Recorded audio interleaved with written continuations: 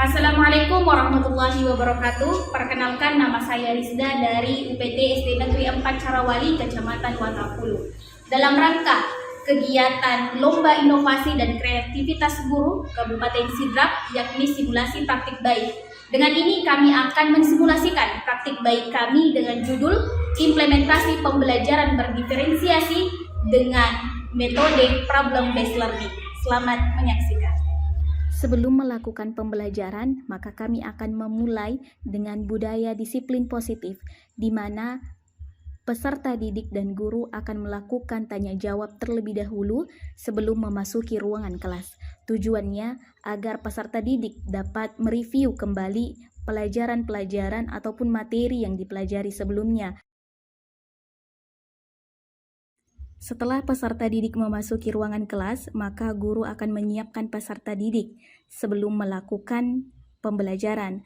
Maka terlebih dahulu guru akan melakukan ice breaking bersama dengan peserta didik, di mana ice breakingnya melakukan yel-yel bersama dengan peserta didik untuk menambah semangat mereka dalam belajar. Kemudian akan dilanjutkan dengan berdoa sebelum memulai pelajaran. Tak hanya berdoa, kami juga melakukan murojaah hafalan ataupun membaca surah-surah pendek di dalam Al-Quran. Setelah itu, akan ada kegiatan sharing session bersama dengan peserta didik, di mana sharing session ini bertujuan untuk saling berbagi informasi ataupun ilmu pengetahuan antara siswa satu dengan siswa yang lainnya. Dengan tujuan, sharing session ini diharapkan dapat membuat peserta didik bisa mengungkapkan ide-ide ataupun gagasan yang ada di pikirannya, serta tidak malu lagi untuk mengungkapkannya di depan umum. Pada tahap ini, kami akan melakukan yang namanya asesmen diagnostik.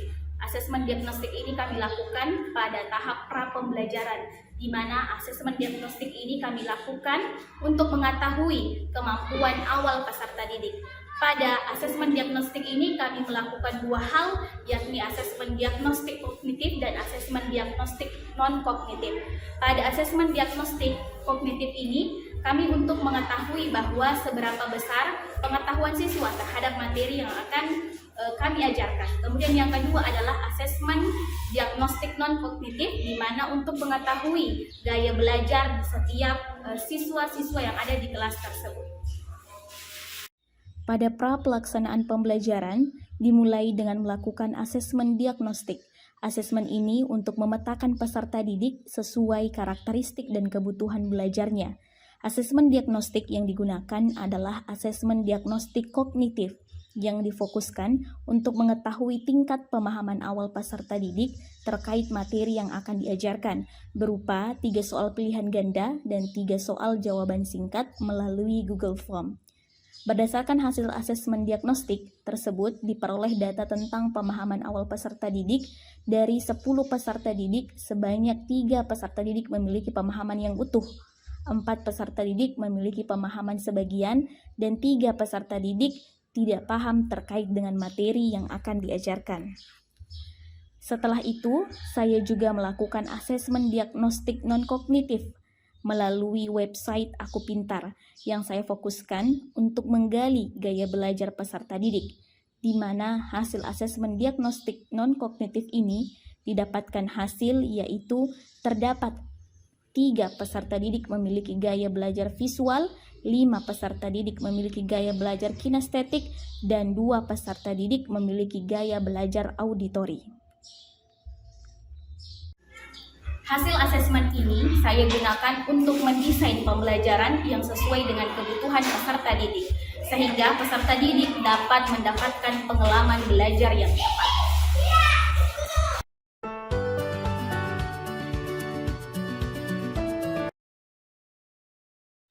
Berdasarkan hasil asesmen diagnostik yang sudah saya lakukan, maka saya mulai mengelompokkan peserta didik menjadi 3 kelompok, antara lain 1 kelompok bergaya belajar visual, 1 kelompok bergaya belajar kinestetik, dan 1 kelompok dengan gaya belajar auditori.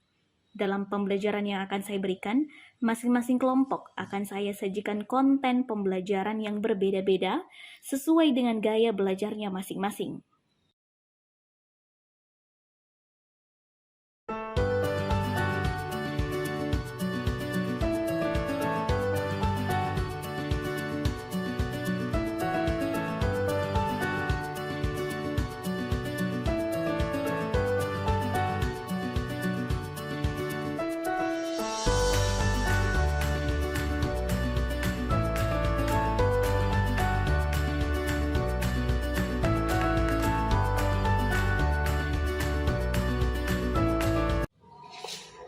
Metode pembelajaran yang digunakan yaitu problem based learning dengan materi ajar yakni perilaku terpuji.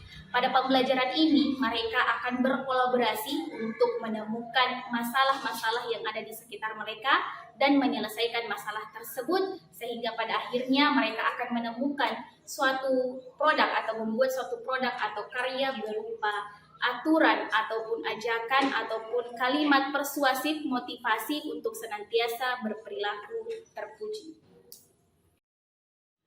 Tahapan pertama yang saya lakukan adalah orientasi peserta didik pada masalah, di mana kelompok visual saya arahkan untuk melakukan pengamatan terkait perilaku-perilaku yang tidak mencerminkan perilaku terpuji yang terjadi di sekolah, melalui pengamatan artikel, berita, atau video yang ada di media internet.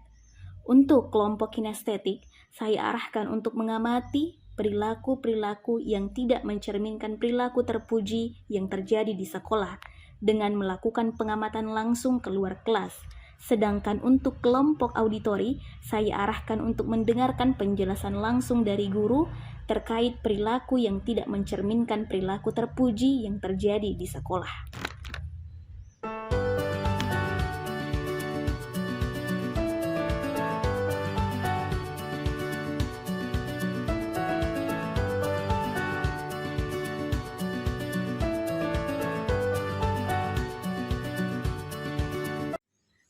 Tahap selanjutnya adalah mengorganisasikan peserta didik untuk belajar pada tahap ini.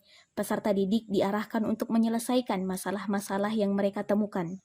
Berdasarkan hasil diskusi, mayoritas kelompok mereka sepakat untuk membuat kalimat motivasi atau kalimat ajakan di tempat-tempat yang ada di sekolah, antara lain kelas, kantin, dan perpustakaan.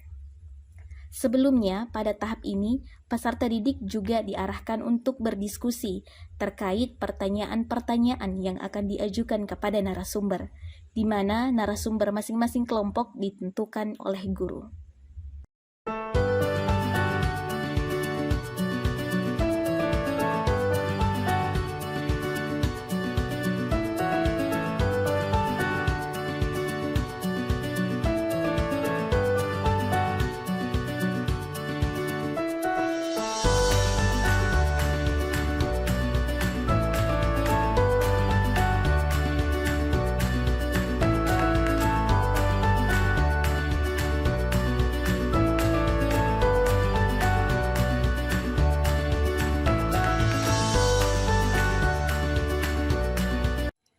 Tahap berikutnya, guru membimbing penyelidikan peserta didik, di mana dengan bimbingan guru, peserta didik melakukan penyelidikan, yaitu berupa wawancara atau pengamatan ke tempat-tempat yang sudah ditentukan, yaitu perpustakaan, kantin, dan kelas, untuk bahan diskusi dalam kelompok. Pada tahap ini, setiap anggota dalam kelompok diarahkan untuk berkontribusi sesuai dengan minat bakat dan karakteristiknya. Tahap selanjutnya, setiap kelompok diarahkan untuk mengembangkan dan menyajikan hasil pengamatannya dalam bentuk karya. Setiap kelompok diberikan kebebasan terkait media yang akan digunakan dalam membuat karya yang berisi kata motivasi atau ajakan untuk senantiasa berperilaku terpuji di berbagai tempat di sekolah yang mereka amati. Setelah karya yang dibuat selesai, maka setiap kelompok diminta untuk mempresentasikan karya tersebut di depan kelas. Kelompok lain diminta untuk menyimak, mengapresiasi, dan bertanya kepada kelompok yang tampil.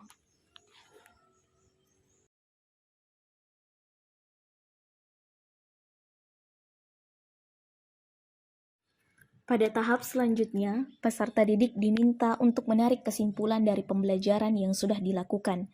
Kesimpulan disampaikan oleh perwakilan masing-masing kelompok yang akan diberikan penguatan oleh guru pada bagian akhir. Iya, artinya dalam hal ini adalah bagaimana mereka berperilaku terpuji, menerapkan dalam kehidupan sehari-harinya.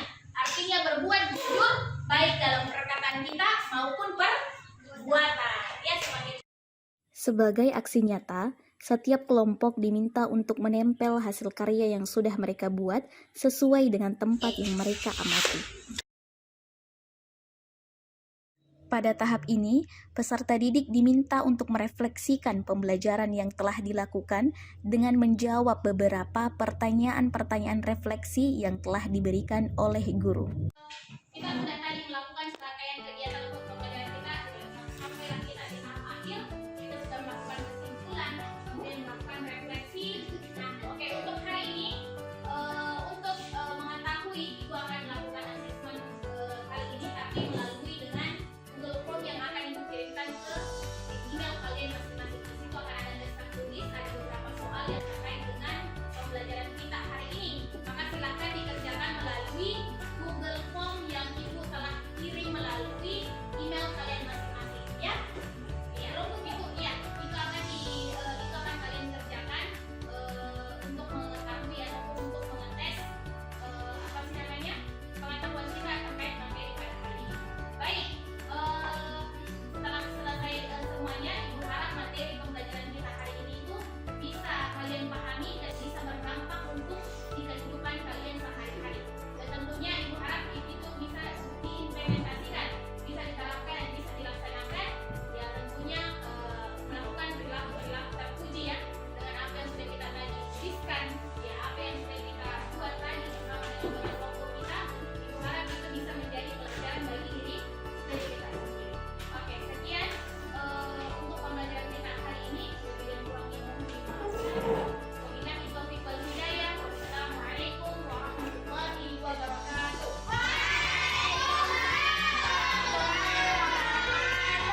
Ya, baik, sebelum kita pulang hari ini, kita awali dengan berdoa, maka kita akhiri juga pembelajaran kita dengan doa. Oke, kita silakan langsung memimpin doa hari ini.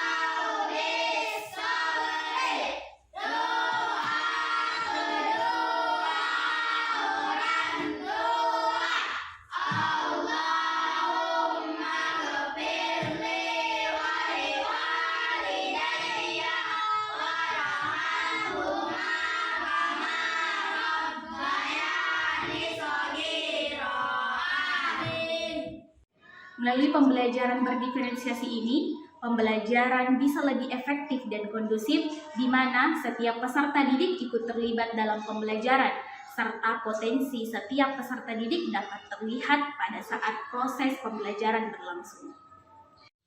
Harapannya, praktik baik yang saya lakukan ini dapat menjadi inspirasi bagi Bapak Ibu guru hebat lainnya. Melalui pembelajaran berdiferensiasi ini, mari kita wujudkan merdeka belajar.